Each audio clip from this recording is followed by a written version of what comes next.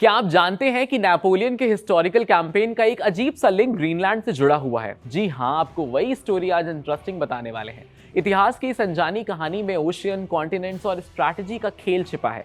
आज आपको बताएंगे कि कैसे नेपोलियन और ग्रीनलैंड का ये अद्भुत कनेक्शन यूरोपियन और अटलांटिक हिस्ट्री में एक अहम मोड़ बनता है। नेपोलियन बोनापार्ट अपने समय के सबसे बड़े स्ट्रैटेजिक माइंड्स में से एक था। उनकी यूरोप में स्टोरीज ऑफ विक्ट्रीज तो सभी जानते हैं, लेकिन ग्रीनलैंड का एक जो लिंक है वो कम ही लोग जानते हैं। ग्रीनलैंड केवल सिर्फ बर्फ और समुद्र का देश नहीं है, बल्कि स्ट्रैटेजिक लोकेशन के कारण नेपोलियन की योजना में एक अहम भूमिका निभाता था। आइए ब्रीफली समझते हैं कि यह कनेक्शन क्यों महत्वपूर्ण है।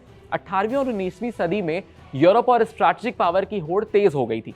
नेपोलियन की कोशिशें केवल फ्रांस तक लिमिटेड नहीं थी, बल्कि वो ब्रिटेन और अटलांटिक रूट्स पर भी अपनी नजर रखता था। ग्रीनलैंड उस समय एक स्ट्रैटेजिक माइलस्टोन था। यहां से अटलांटिक ओशन पर जहाजों की आवाजाही और ब्रिटेन तक सप्लाई लाइन को कंट्रोल किया जा सकता था। इसीलिए नेपोलियन ग्रीनलैंड की जगह को केवल ज्योग्राफिकली नहीं, बल्कि मिलिट्री और स्ट्रैटेजिक पर्सपेक्टिव से भी अहम मानता था।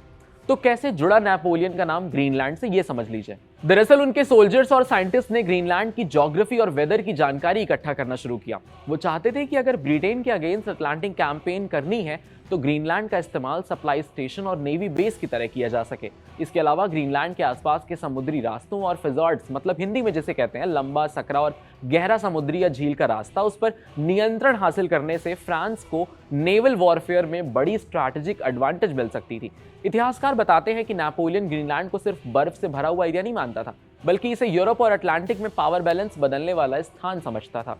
इस ग्रीनलैंड कनेक्शन की वजह से नेपोलियन की प्लानिंग में अटलांटिक और आर्कटिक स्ट्रैटेजी भी शामिल होगी। हालांकि ये पूरी योजना पूरी तरीके से सफल तो नहीं हो पाई, लेकिन इसका इंपॉर्टेंस ये बताता है कि नेपोलियन सिर्फ युद्ध भूमि तक सीमित नहीं था। उसकी भूगोल और प्राकृतिक संसाधनों की रणनीतिक इस्तेमाल करने की भी जो समझ थी, वो भी वो सीखता था।